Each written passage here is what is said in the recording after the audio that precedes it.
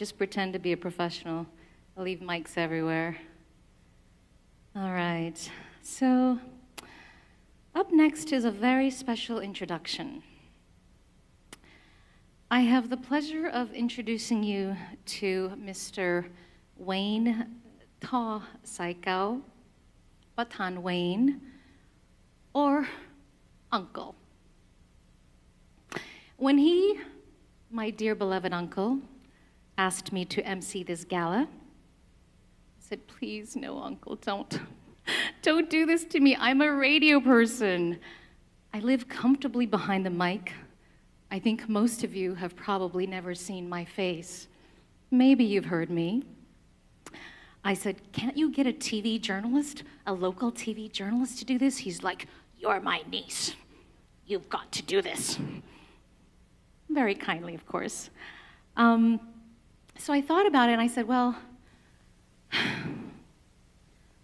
I guess I'll do it. But I have to tell you that radio is so much easier than being an MC, I promise you. I never get dressed up in the radio world. I go into hard places, get dirty, and never get dressed up. So thank you all for your kindness tonight, for laughing with me. I am terribly guilty of being extremely nervous under all these lights. I'm very uncomfortable around cameras.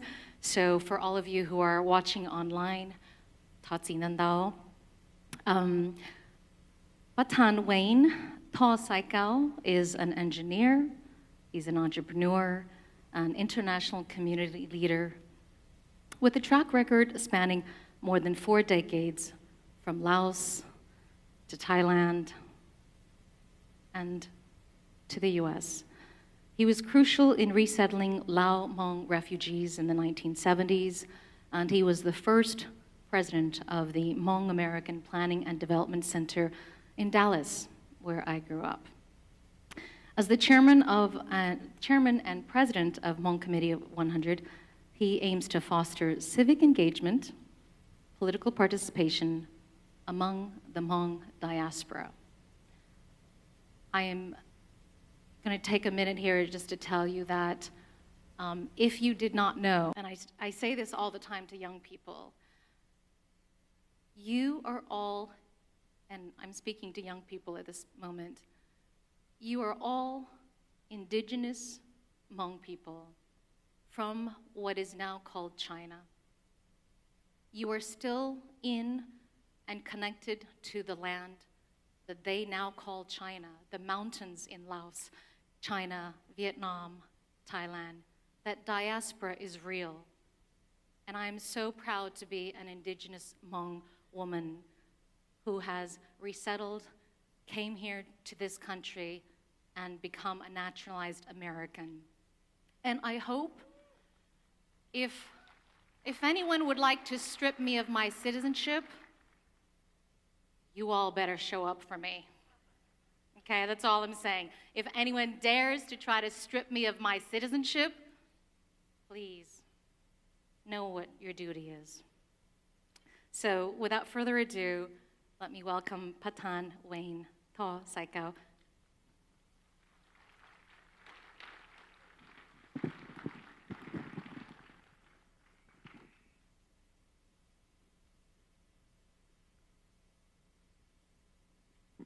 Hello, can people on the back hear me? I never see so many people from the station before. In fact, in my 50 years, this is actually the first time that I speak on this stage. So bear with me, okay? I only take not more than 5 minutes of your time.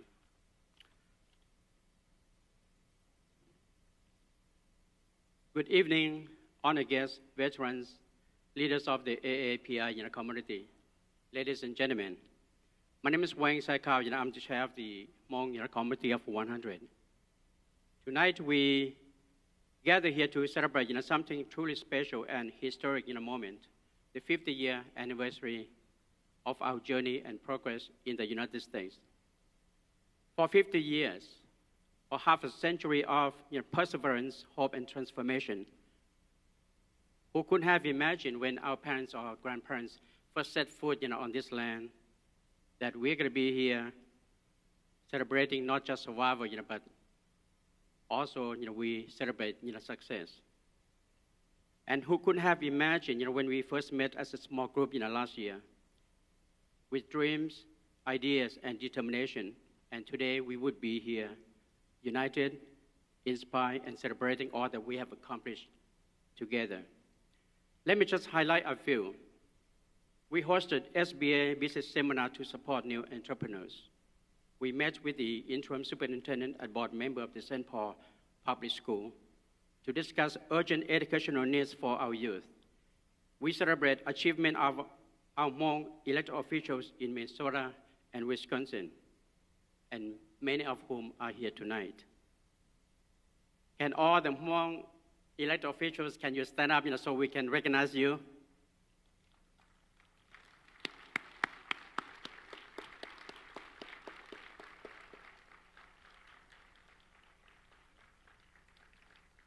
We partner with the 4SGU organization to honor and remember those who gave lives during the wicked war in Laos, including our work to remember the fallen leg last month, paying tribute to veterans who are still with us today and those who never make it home.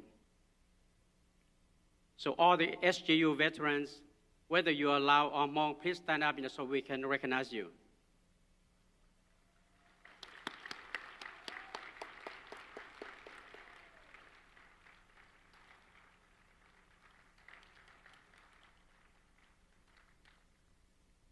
We also collaborate with the Center of Hmong Studies at the Concordia University to host 3 separate speaker series from June through September this year, capturing the stories of struggle in the jungle of Laos, in the refugee camp in Thailand, and on the long journey to America. And most proudly, we helped pass historic veteran bills at the Minnesota State Legislature, officially recognizing the Hmong and Lao Special Guerrilla Units and Special Force as veterans of the state of Minnesota. And the 2 chief authors of this bill, Senator Phong He in the Senate and Representative Ethan Judge in the House, and the both are also here tonight. So Senator Representative Cha, Minnesota Senate Majority Leader Aaron Murphy, MAP caucus members, and all the legislators, we thank you. And please stand up so we can recognize you.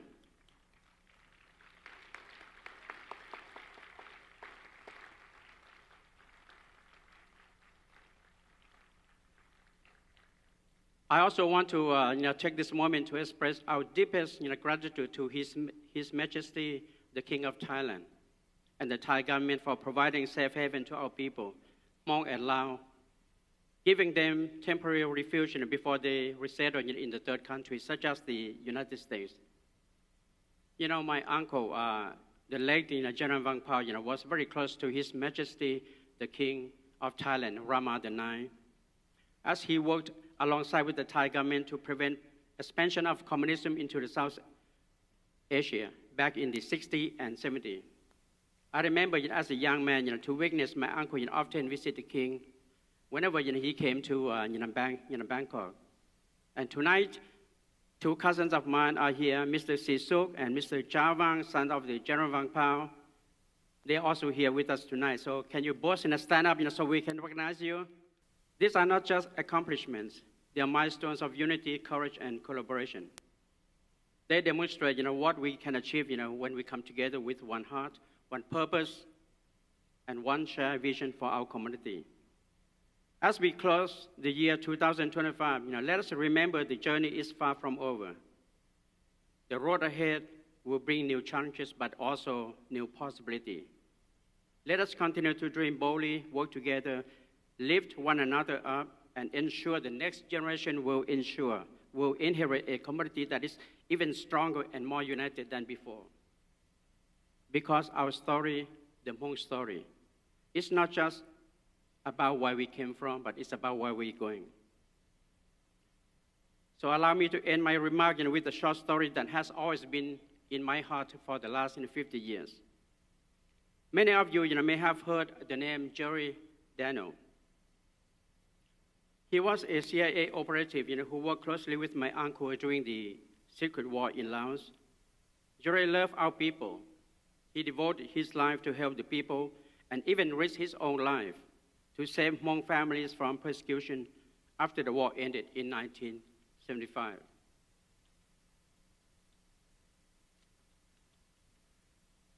On June 15, 1976, Jory took me to his bunker at the military base in Udon Thani, Thailand. I had worked with Jory for a little bit over a year on refugee resettlement.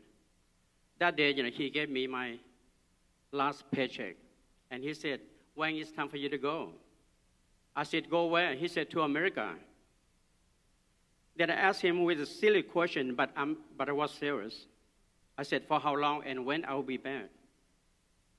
He paused for a long moment, the moment that I can never forget. And then he replied, "Like most immigrants, you are going to learn the new language and assimilate to the new culture. And eventually, America will become your home." At that time, I didn't really understand what it means. But after a few years in the US, I realized that he was right.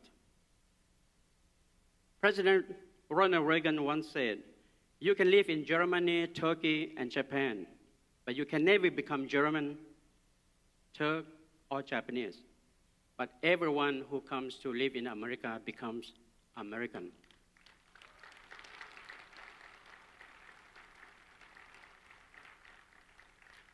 So today, Minnesota, home of the brave and the free, it has become my new home.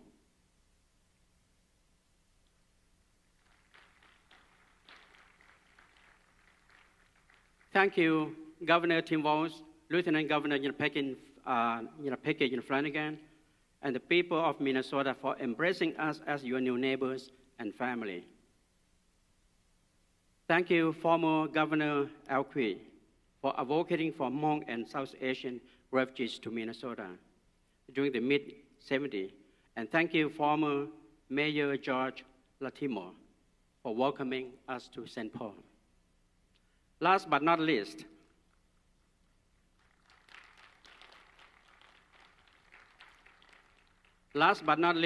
special thanks to Ms. Jane Krensman and Mr. Wang Ling, who worked at the State Refugee Office under Governor Al Kui. Without their effort and dedication, the initial resettlement of our community in Minnesota would not be possible. Jane and Wang Ling are also with us here tonight. So can you please stand up, Jane and Wang Ling, so we can recognize you.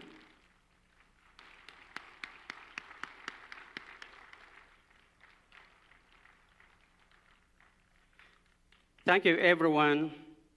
May God bless you. May God bless your family. And may God bless the United States of America.